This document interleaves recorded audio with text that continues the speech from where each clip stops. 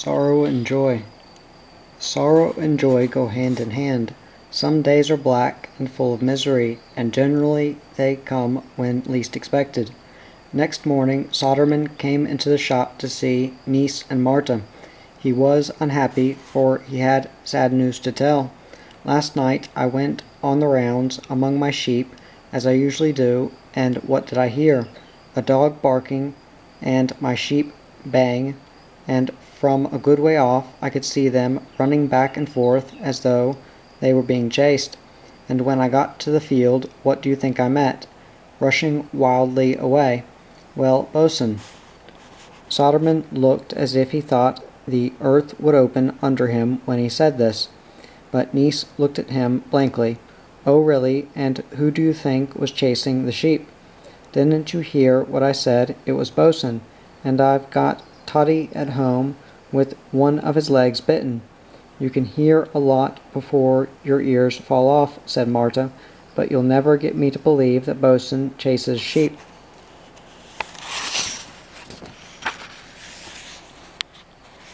Niece shook his head. It was hardly worth answering such an absurd accusation.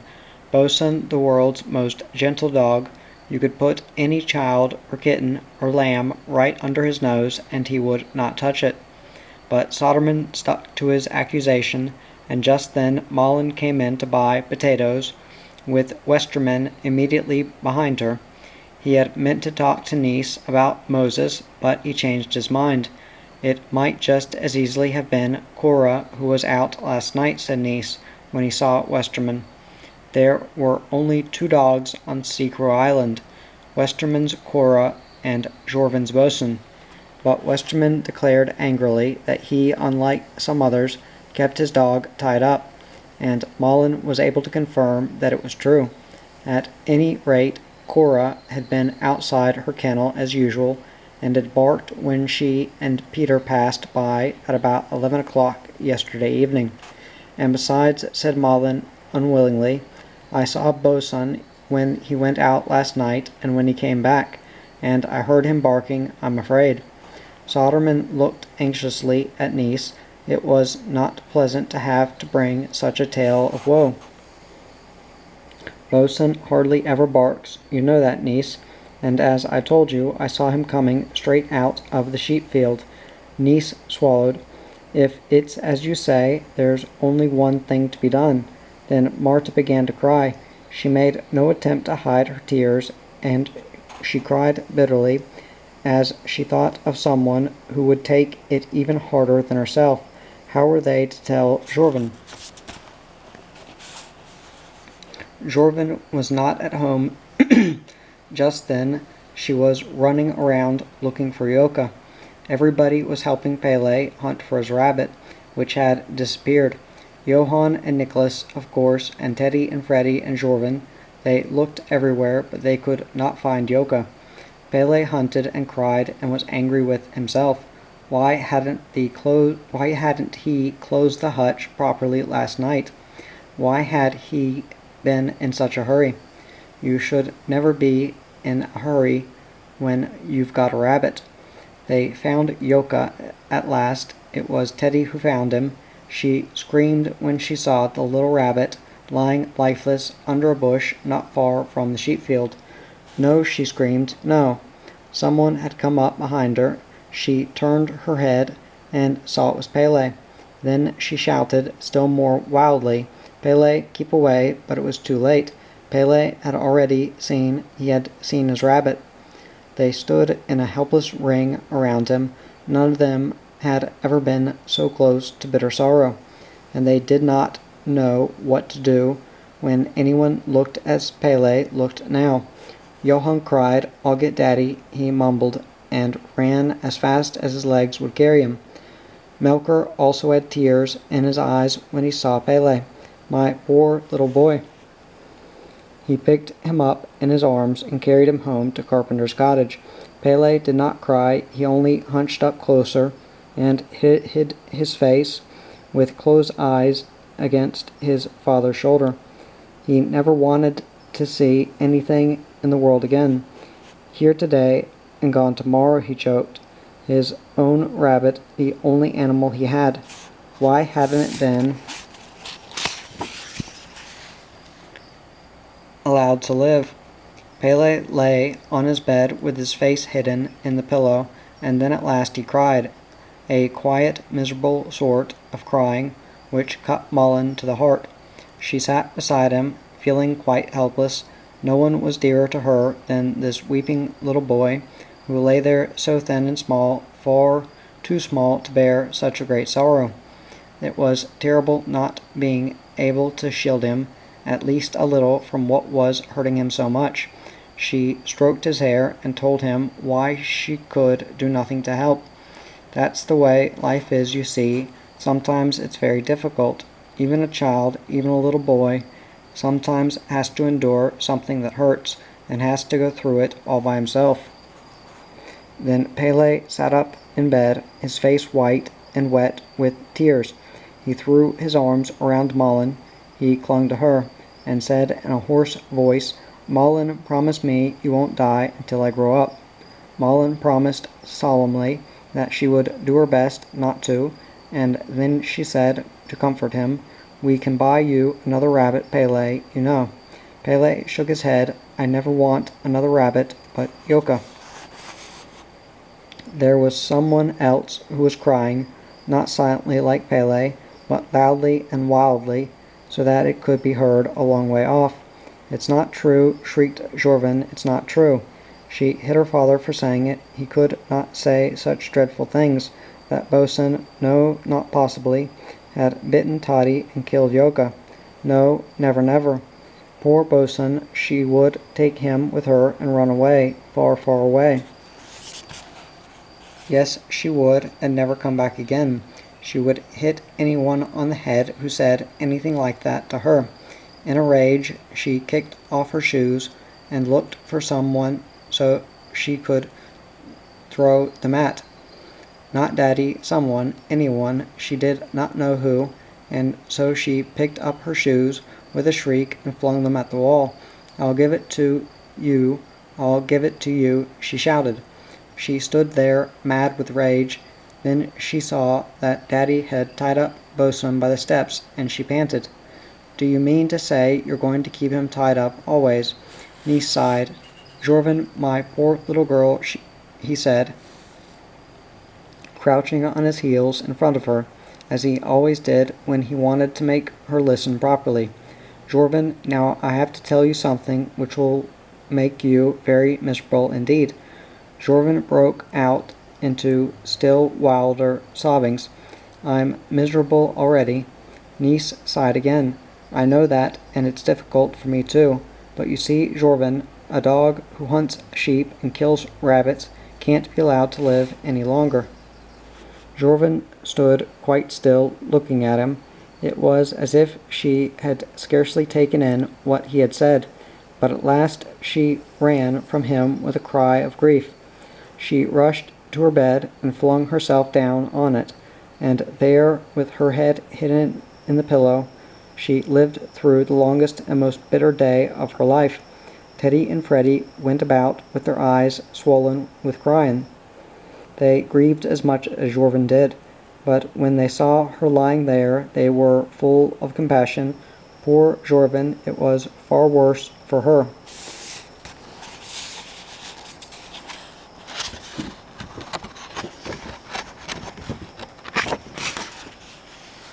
They sat down beside her, tried to say something that would comfort her, but it was as if she could not hear, and they got only 2 words out of her, "Go away."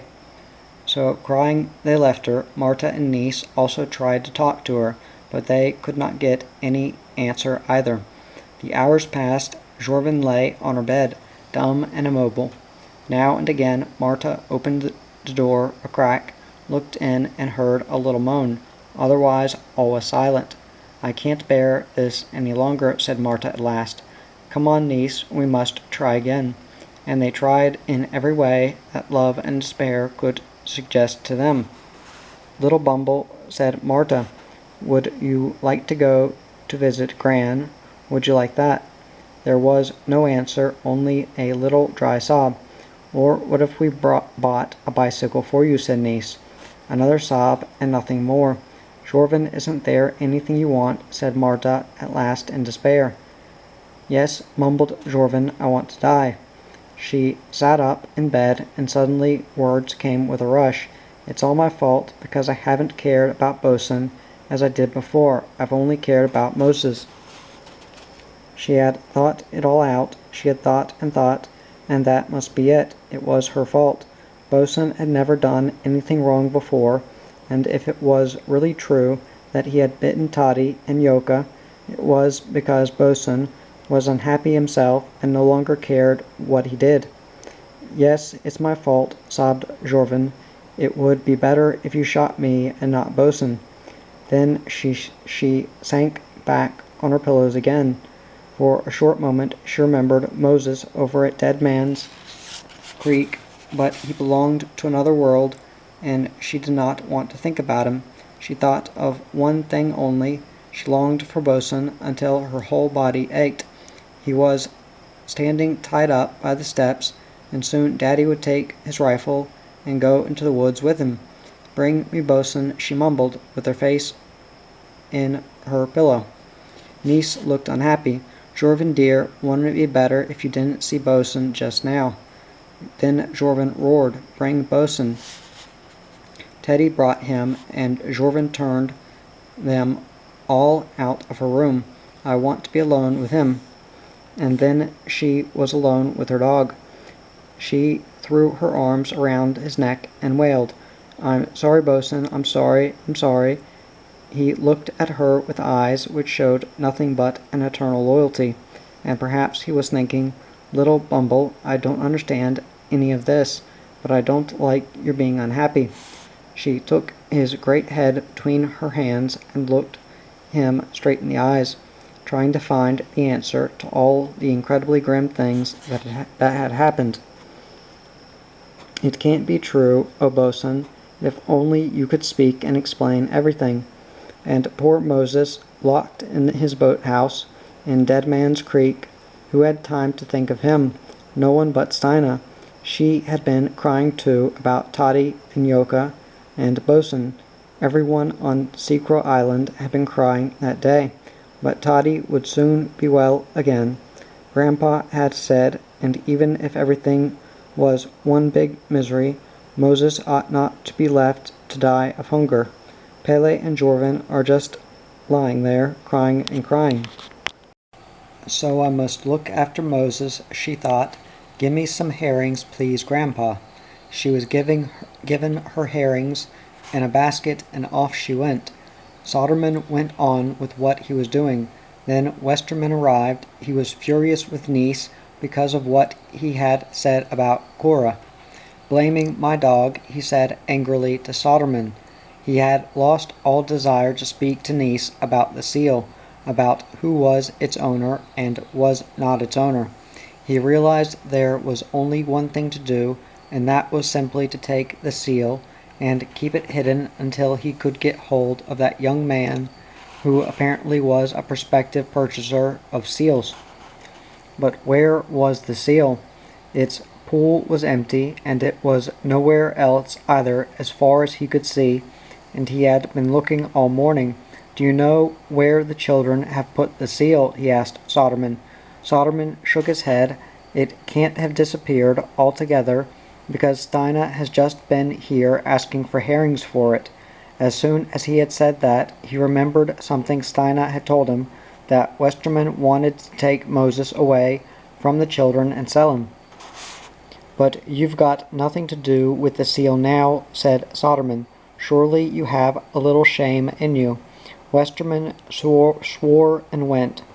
He was angry with the children, and with Niece Gromkovist, and Soderman, and with every single person here on the island. The whole of Seacrow Island could go up in smoke for all he cared. He dawdled homeward. Then he saw Stina a little way in front of him, with her herring basket on her arm. That hurried him up. With long strides he got up with her. Where are you going, Stina? He said gently, for now he had to be cunning. Stina smiled at him with a friendly smile. You're just like the wolf. Westerman did not understand. The wolf? What wolf? Red Riding Hood and the wolf. Do you want to hear the story? Westerman did not want to hear the story, but Stina was Seacrow Island's most enthusiastic storyteller, and Westerman had to listen while she told him the story of Little Red Riding Hood from start to finish. Not until then could he get a word in sideways. "Who are those herrings for?" he asked. "They're for began Stina, but then she stopped herself, for she remembered now whom she was talking to. Westerman did not give up. "Who did you say they were for?" "Grandma," said Stina firmly. Then she giggled and added, "What a big mouth you have, Grandma," said Little Red Riding Hood. "All the better to eat herrings with," said Grandma. "What do you say to that, Mr. Westerman?" She gave Westerman her most impudent smile, and then she ran away. But she was just as innocent as Red Riding Hood, who showed the wolf the way to her grandmother's cottage. Stina went straight to Dead Man's Creek without so much as turning her head.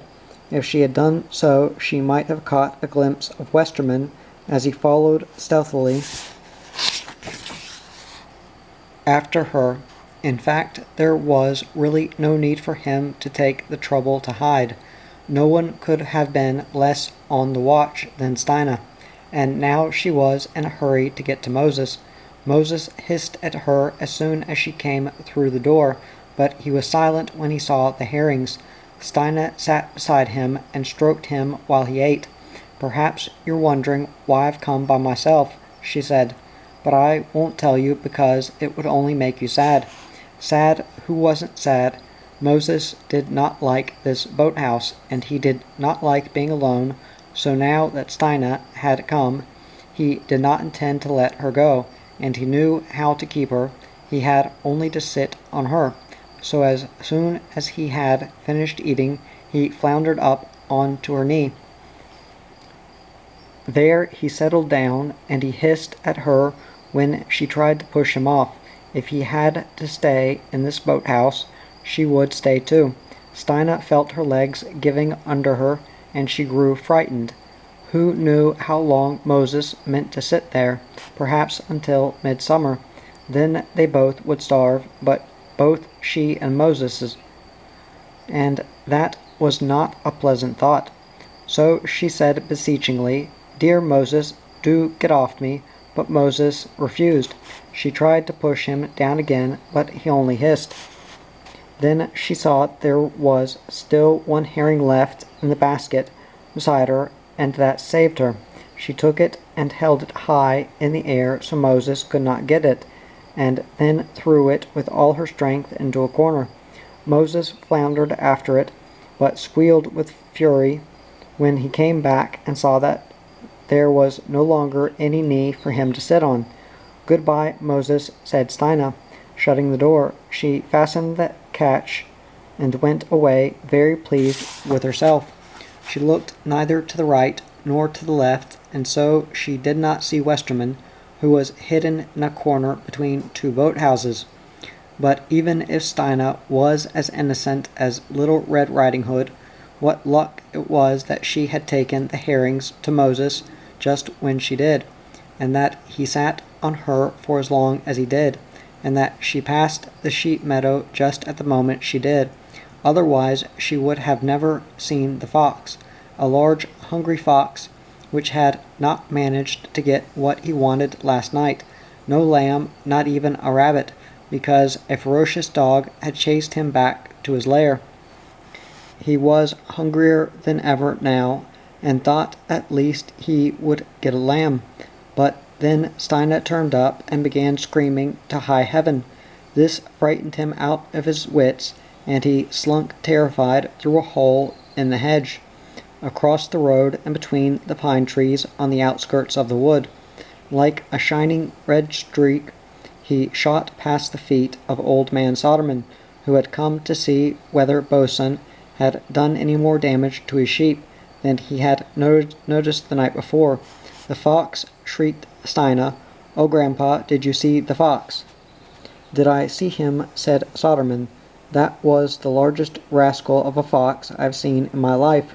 That must have been what worried my sheep last night." "And then you go and say it was Bosun," said Stina accusingly. "Yes, then I go and say it was Bosun," said her grandfather, scratching the back of his neck. He was old and very slow-thinking. How did it all hang together? He wondered. He had seen Bosun last night, and he had never heard of a fox daring to go right into the middle of a herd of sheep, but apparently there were some that did. One at any rate. Were the fox and Bosun working together? Were they both hunting sheep? No, that couldn't be it, and suddenly Soderman understood. He was not as stupid as all that. The fox had chased Toddy last night, and Bosun had chased the fox. Bosun had protected his sheep. That was what he had been doing, and as a reward Soderman had accused him and made it seem that. "Stay here," he said to Stina, "and shout if you see the fox." He must get hold of Niece at once. He ran as he had not run for many years, and at last arrived at the shop, panting and short of breath. "Niece, are you there?" he called anxiously, and then Marta came out, her face swollen and crying. "No, Niece has gone to the woods with Bosun," she cried.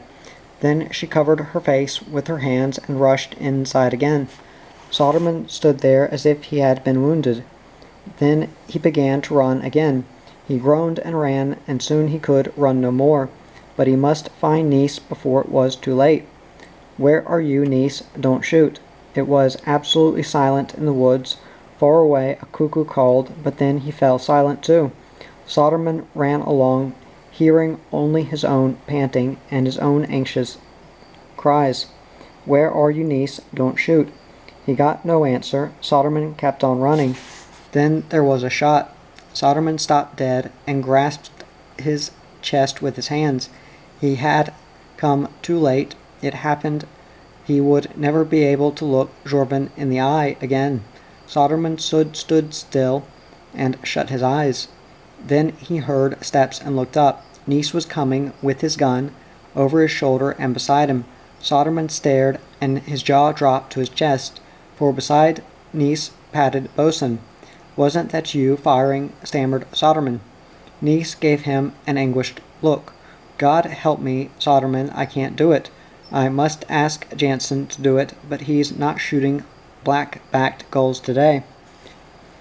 Sorrow and joy go hand in hand, and sometimes everything can change in the time it takes to sneeze. That day it only needed a panting old man with tears in his eyes to tell about the fox in his sheep field. Niece hugged Soderman. "No one has ever made me happier than you, Soderman, and never has a happier man come home from the woods with his dog than did Niece Grönqvist. He is happy, but even so he will lie awake tonight and remember that unhappy moments in the woods.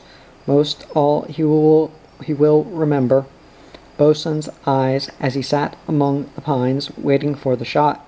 Bosun knew what was going to happen, and he gazed at Niece submissively, sadly, and faithfully. The memory of that gaze will keep Niece awake tonight. But for the moment he is happy, and he shouts to Jorven, "Jorven, come here, little Bumble. I've got something to tell you that will make you very happy." Operation Moses. "I can't stop crying," said Jorven in surprise. She was sitting on the kitchen floor, pressed tight against Bosun, and Bosun was eating steak. He had been given a whole pound of prime steak, and everyone had asked his forgiveness. Now the whole family sat in a ring around him, adoring him and patting him, and everything was heavenly, thought Jorven. "But just imagine I can't stop crying," she said angrily, and dried away her tears with her fist. She remembered all that she had thought during those last few grim hours. She had been wrong. Bosun would never chase sheep, however unhappy he felt about Moses. He was just as good whatever happened, but she had been right too, and things would stay right in the future. Everything would be as before Moses came and muddled everything up. Oh yes, Moses. She wondered how he was over in his boathouse, and suddenly she remembered Yoka. And Pele, poor Pele, why couldn't he be happy too if she was happy? Everybody should be happy now. And Pele was naturally very pleased when he heard that Bosun was innocent, as pleased as one can be when they are absolutely in despair. He had grieved about Bosun as much as over his own rabbit, and it was a comfort to know that it was not Bosun who had killed Yoka. "I feel much better now that I know it wasn't Bosun," he said to Milker. But then he turned his head and said in a low voice, although Yoka felt just the same, whoever it was who did it. At night he dreamed about Yoka, a living Yoka, who came leaping up to him, asking for dandelion leaves. But morning came and there was no Yoka any more. Not even his hutch was there. Johann and Nicholas had taken it away so that Pele would not see it. How nice they were, his brothers. Nicholas had given him a little model boat which he had built, and Johann had given him his old sheath knife. Pele was so grateful that he could have burst. Still, it was a sad morning, and he wondered if it was always going to be like this, how he was ever going to endure the long days. That evening they buried Yoka in Jansen's cow meadow, in a little glade with saxifrage in the grass and high birches around it. Pele had carved this on a bit of wood, and now he knelt, pressing down the turf on Yoka's grave, while Jorvin, Steina, and Bosun looked on. It would be lovely for Yoka here with saxifrage swaying over him and the thrushes singing for him in the evening, exactly as now. Jorvin and Steina wanted to sing. It was always done at funerals. They had buried dead birds many times,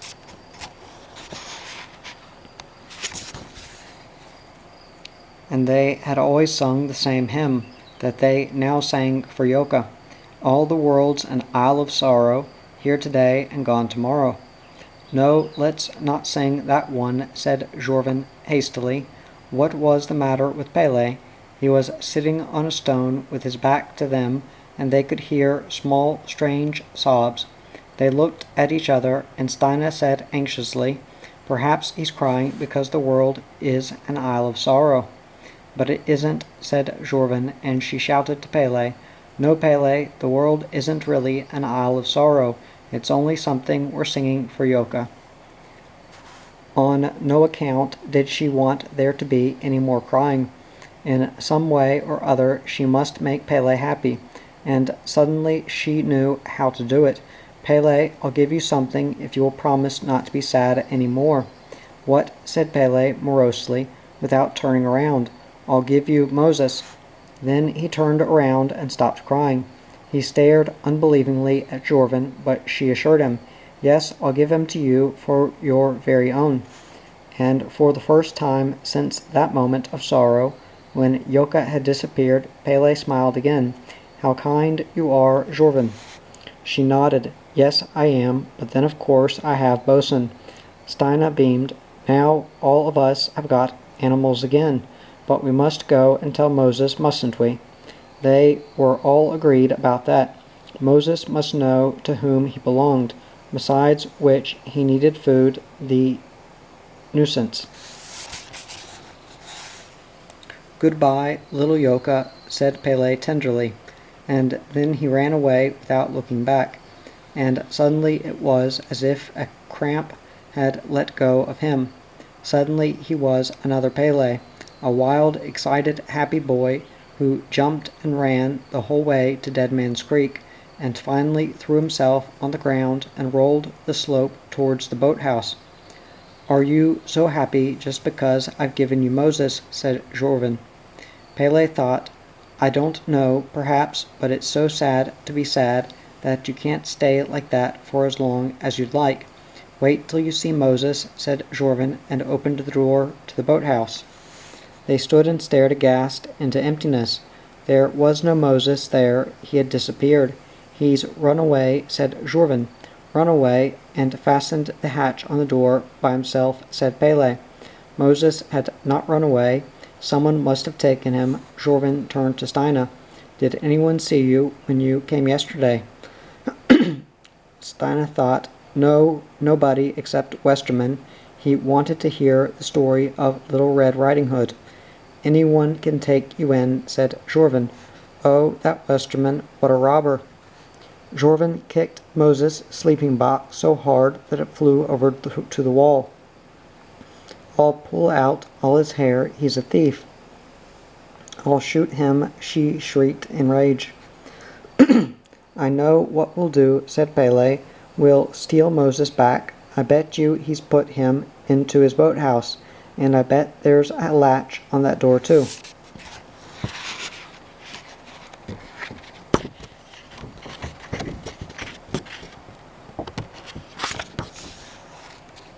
Jorvin's rage abated. "Tonight, when Westerman is asleep," she said eagerly. Stina was eager too, but there was one thing that worried her. "But what if we go to sleep before Westerman?" "We won't do that," Jorvin assured her, threateningly. "Not when we are as angry as all this." Stina was obviously not angry enough, for she could not keep awake, but Jorvin and Pele could, and what was stranger still, no one saw them when they crept out.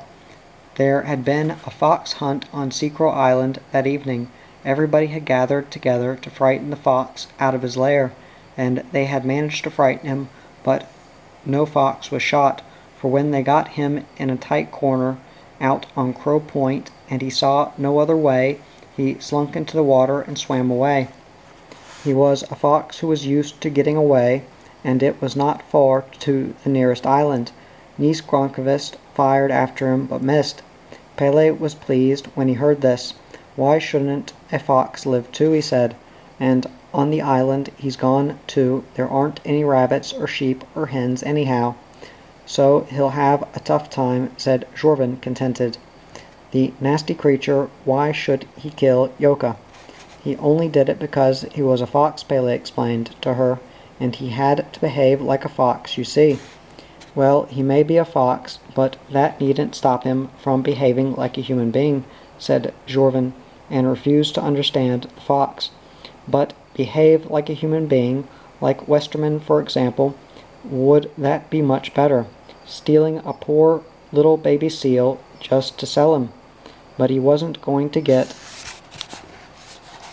away with that," Jorvin asserted. "If only Cora doesn't bark," she said. But Cora did. She stood outside her kennel and barked as loudly as she could when she saw Jorvin and Pele creeping past her. But Pele had planned on this beforehand, and had brought a bone for her, which he now held out, speaking kind words, and after that she was quiet. But it was anxious work, in any case, for they did not know whether anyone would come out to see why she had been barking. They lay for a long time, hidden behind the lilac bush at the gate, and waited. But when no one came, they crept cautiously into the garden. Up on a rise stood the house which they would have to pass to get down to the boathouse. All was silent and dark. The house lay like a black, threatening square, with the light night sky behind it. No one appeared. "They are sleeping like logs," said Jorvin, but she spoke too soon, for suddenly a light appeared in a window, and Jorvin gasped. Miss Westerman had just lit the oil lamp over the table. They ran frantically straight toward the window and threw themselves down on the ground. In a panic they lay there and waited. Had she seen them, or hadn't she?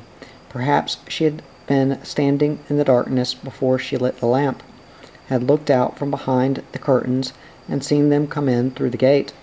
No one could really hide himself on a light June evening on this little hilly promontory, where there was not so much as a bush to crouch behind. But when Miss Westerman did not come out, they began to take courage. She could not possibly see them unless she leaned out and looked down on them.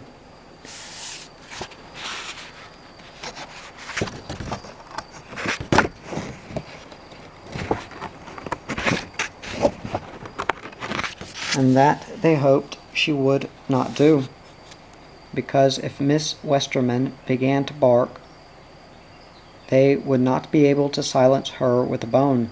They knew that. They hardly dared to move or whisper, scarcely to breathe. They could only lie still and listen. They could hear Miss Westerman moving about inside. The window was open, and she was so close that they could have stretched up over the window sill and said hello, had they wished to. Suddenly she began to read aloud to herself. Jorvin groaned. It would have been all right if she had read something out of the daily paper, but to lie here as quiet as a shrimp and have to listen to things she did not understand was more than she could bear. Pele did not understand it either, but it sounded like something out of the Bible. She had a monotonous voice, but she read without hesitation, and Pele listened.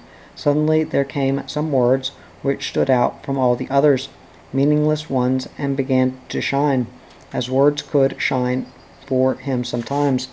If I take the wings of the morning and dwell in the uttermost parts of the sea, read Miss Westerman. Then she sighed before she went on. Pele did not pay any attention to what came afterward. It was just those words he could not forget, and he murmured them silently to himself.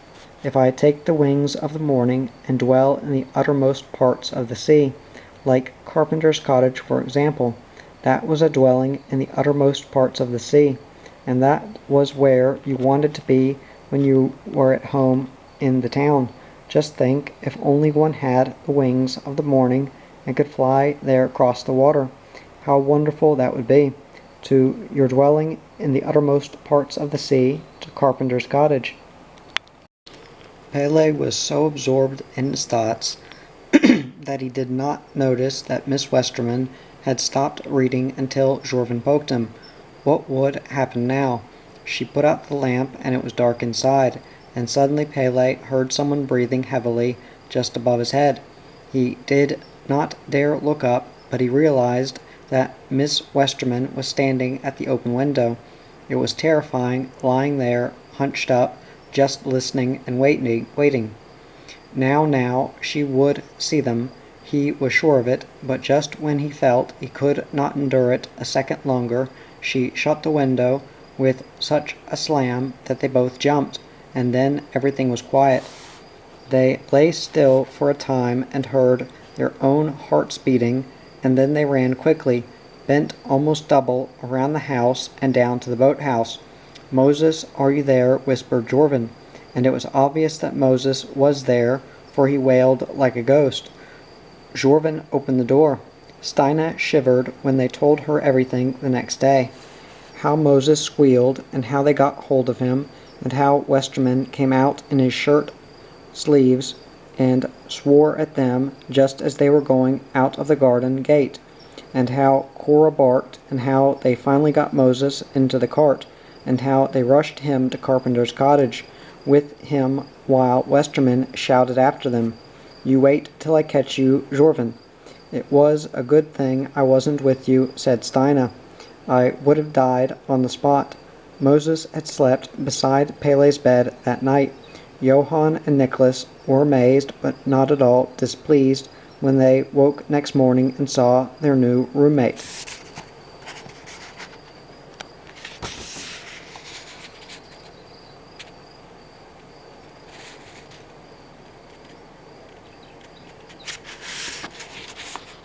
"I must keep him here so that Westerman won't come to take him," explained Pele.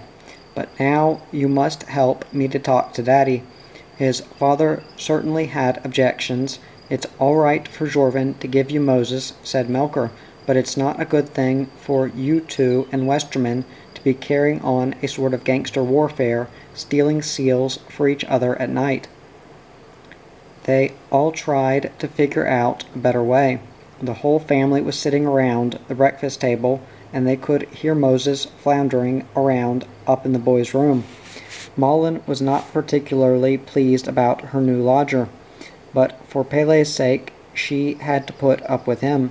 Pele needed Moses just now. She understood that, and Westerman would have to be made to understand too. "It's only money he wants," said Johann. "Can't you give him a few 100 crowns, Daddy, so that Pele can keep his seal?" "Give him a few 100 crowns yourself," said Melcher. "We must all help. You aren't generally at much of a loss when it's a question of earning money. You get going." So they got going. Every child on Seacrow Island wanted to take part in what Melcher called Operation Moses. It was like a game. Suddenly it was much more fun to weed strawberry beds and carry water and bail out the boats and tar the jetties and carry luggage for summer visitors when one knew that with every penny earned, the sum that was going to buy Moses free from Westerman increased. Westerman sneered when he came into the shop and heard about Operation Moses. "That's all right by me," he said. "It doesn't matter to me who buys the seal. But 200 crowns I must have this week, otherwise I'll sell him elsewhere." "Go to blazes, Westerman," said Jorvin, straight out. Westerman threw a few coppers to her. "A little help for Moses," he said. "I think you'll need it. I don't expect you'll collect 200 crowns by Saturday, and I'm not waiting longer than that." "Oh, go to blazes," said Jorvin once more for safety's sake, but she took the coppers and put them in Moses's savings box, which stood on the counter.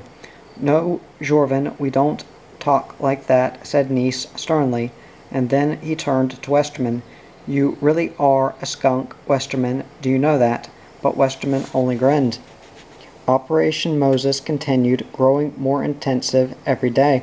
"You see, Moses, I've got blisters on my hands for your sake," said Freddie, after she had been beating rugs a whole morning.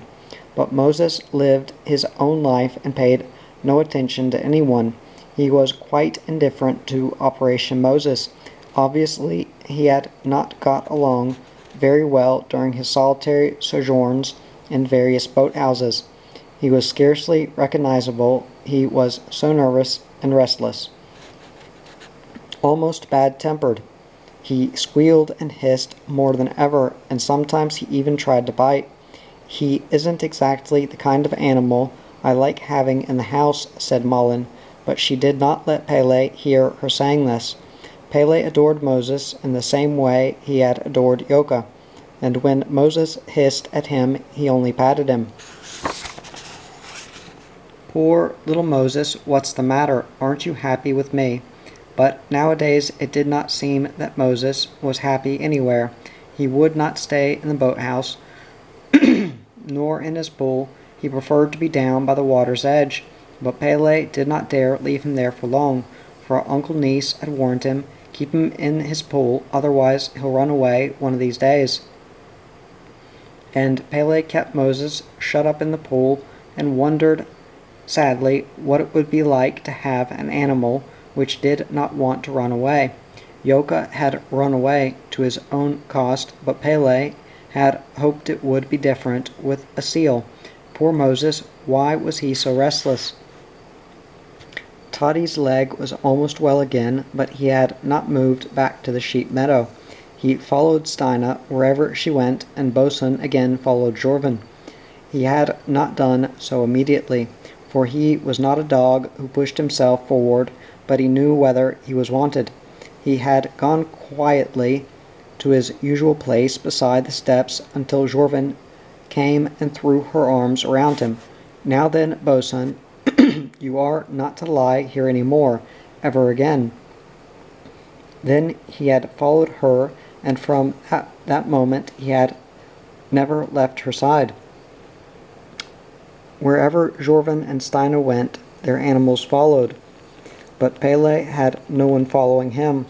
"Although of course he is your seal," said Jorvin. Pele looked thoughtful. "I'm beginning to think that Moses belongs to himself," he said. And then it was Saturday, the day when Westerman was to have his 200 crowns. There was a feeling of nervousness in the Seacrow shop, for now the money was to be counted. The shop was full of people. This was something which had interested the whole island. None of the islanders envied Westerman a penny. To treat Jorvin, their Jorvin, so badly, he should never have done it. They were all agreed on that. Westerman felt this, and so he looked more cocksure than usual when he came into the shop exactly at the time arranged, and pushed his way to the counter. Behind it stood all the children in a row glaring at him, all the Melkersons and all the Gronkvists. Jorvin glared at him most angrily of all. It was the limit that Westerman should be paid for a seal that he had given her, and which had cost her so much in milk, herrings, and care. Westerman grinned at her and was full of jokes. "How nice you look, Jorvin. You think you're going to have a seal now, don't you?" "We shall see," said Nice, and opened the savings box, pouring the money out onto the counter. The whole shop was absolutely silent as he began to count. No one made a sound. Nothing could be heard but the clink of money and Nice's mumbling. Pele had climbed up on a margarine box behind the counter. It was horrible to hear that clinking. What if there wasn't enough money? Poor Moses. What if Westerman took him and sold him to Peter? Then he had a thought which hurt him a little. Who said it would be so much worse for Moses? Perhaps it was more fun to swim about in the sea with a radio apparatus on you than to splash in the pool on Seacrow Island, though of course the very best thing for a seal, thought Pele, was to swim about in the sea, absolutely free, without any radio apparatus or anything, just like an ordinary seal among other seals. In the middle of his thoughts he heard Uncle Nice's voice. 167 crowns and 80 ore. A murmur of disappointment went through the crowd in the shop, and everyone glared at Westerman, as if it were his fault that there was not enough money in the savings box. Nice looked him straight in the eyes. "I suppose you'll be willing to bargain a little." Westerman looked straight back at him. "Do you usually bargain with your customers?" Then suddenly Jorvin stood in front of Westerman. "Westerman, do you know what? I never asked you for that baby seal. You gave him to me. Do you remember that?" "Don't begin that all over again," said Westerman. Jorvin eyed him from top to toe. "You really are a skunk, Westerman. Did you know that?" she said. But then Marta took charge. "No, Jorvin, you really mustn't talk like that." "But that's what Daddy said," said Jorvin, and everyone laughed. Westerman turned red with fury. He could stand anything but people laughing at him. "Where's the seal? I'll take him now." "Don't try that, Westerman," said Melker, who until now had not said a word. "I'll pay the difference." But now Westerman was really enraged. "No, don't bother. I've got a better customer." And then a strange thing happened, for just at that moment the door opened and into the shop came none other than Westerman's other customer, Peter Malm. Mullen's prince had arrived, and when she saw him she began to tremble. She had been longing for him ever since he had left, most of all during those days of despair with Pele. Then she had longed for him so hard that she felt he must sense it wherever he was. And now there he stood. He had come back. It must mean that he had been longing for her too. "Do you live in this shop?" asked Peter. He took her hands, and he sounded very happy, for he had looked for her in vain at Carpenter's cottage. Now he had found her, and her eyes were warm and sparkling as she gazed at him. But her first words to him sounded like a reproach. "Peter, must you really have a seal?" Before Peter had time to answer, Westerman went over to him, grinning smugly. Now the islanders could stare as much as they liked.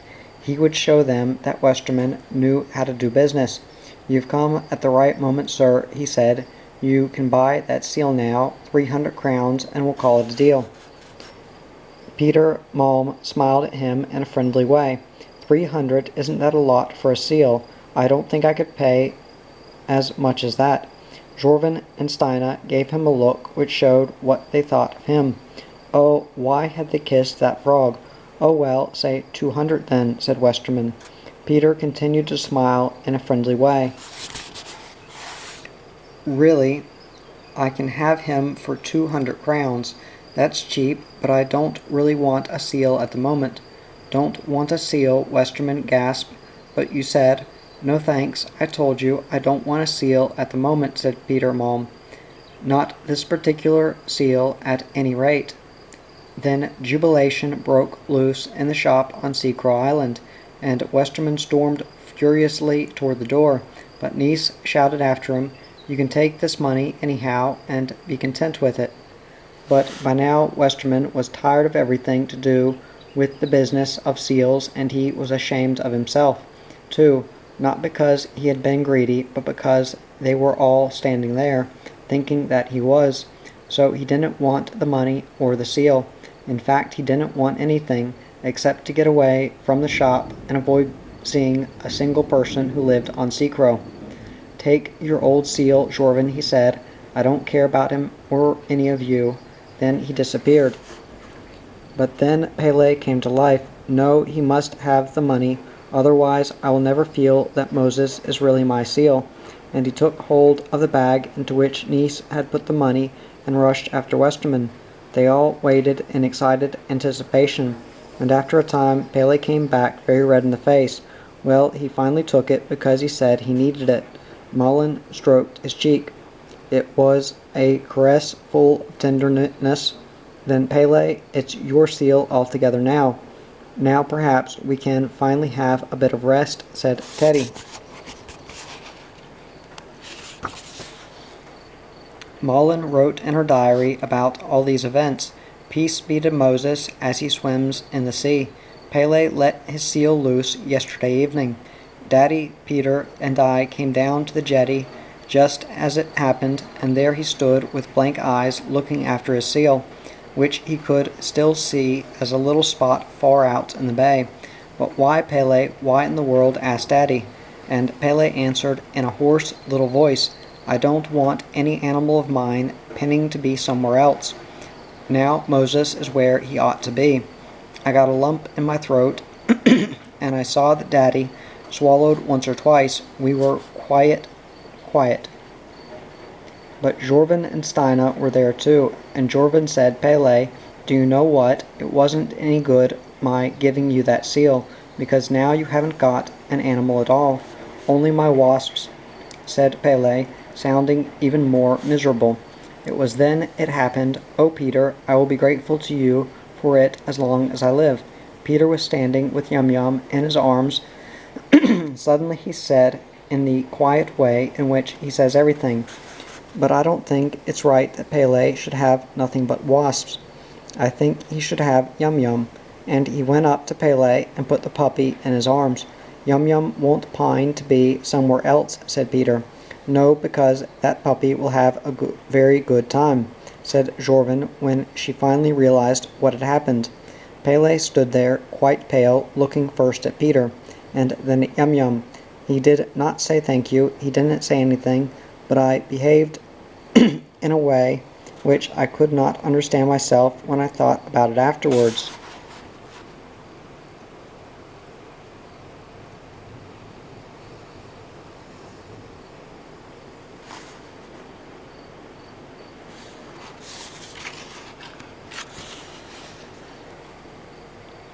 I rushed at Peter and kissed him, and when I had done that, I kissed him again and then again.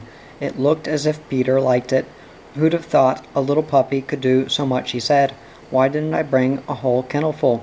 Jorvin and Steina stood there looking at us, very much amused. I think they thought it an interesting scene. But then Jorvin said, Don't kiss him too much, Mullen. You never know. He may turn into a frog again. Young children really have some very strange ideas in their round little heads, and I can't imagine where they get them from. But both Jorvin and Steina seem to think quite seriously that Peter is an enchanted frog prince out of a ditch. Stina's poor little head is absolutely full of enchanted princes, Cinderellas, and little Red Riding Hoods, and I don't know what else. And when she saw Moses disappearing out in the bay, she said to Jorvin, I believe that Moses is the Sea King's little boy. Anyhow, that's Prince Moses's swimming out there. I earnestly hope that Prince Moses is just as happy now as Pele imagines he is. Pele, you'll find that Moses will come back to visit you sometime, said Peter. He's a tame seal anyhow, and he may suddenly decide to take a little trip to Seacrow Island again. If the Sea King allows him to, he may, said Stina. Well, whether the Sea King allows Moses to come or not, Pele is very happy, Pele, at the moment. And I'm a very happy Molland, even though Peter went back to town when Seacrow I steamed away a little while ago. But at last I know how it feels, and it really does feel as if you'll die of it. How long can one go on feeling like that? Peter says that he's steadfast and true. Am I steadfast as well? How can I know? But I hope I am. I believe I am. One thing is certain, at any rate. Pele needs a steadfast Mullen, and he must have that whatever happens. Pele likes Peter. How could he not like him? But at the same time he is, as usual, a little afraid, and when he lay in bed last night with Yum-Yum beside him, so happy that the air seemed to shine around him, he suddenly became serious and threw his arms around me and said, You are my Mullen, aren't you? Yes, my dear little brother, I am. And although Jorvin and Stina think I am already too old to have an enchanted prince, I think the prince can wait for me a couple of years, and he has said he will. Now a new June night is beginning over Seacrow Island, and now I am going to sleep, but tomorrow I will wake and be as happy then as I am now, I think.